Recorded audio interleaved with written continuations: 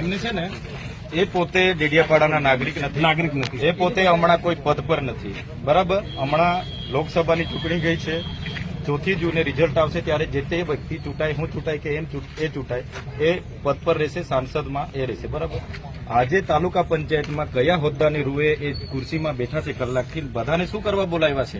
બધા અધિકારી જેટલા તાલુકાના સભ્યને બોલાવ્યા છે, અમે બધા તાલુકા સભ્યને લઈ આવ્યા છે. વિરોધ પક્ષના નેતા બી છે અમારા, વિરોધ પક્ષના નેતાને બી લઈ આવ્યા છે. એમને છે ને બહાર બોલાવો અને ચોખવટ કરાવો, અહીંયા અને ટીડીઓને બી બોલાવો અને બધા ઉપરાણ આવે તમે બી બંધ કરો, એમને બહાર બોલાવો.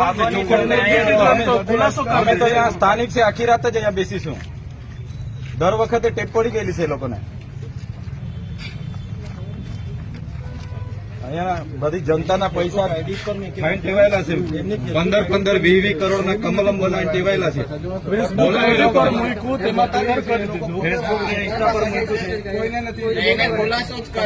અહીંયા કાયદો અને વ્યવસ્થાને જે બી તૂટશે ને, કાયદાની વ્યવસ્થાની જવાબદારી મનસુખભાઈની રહેશે.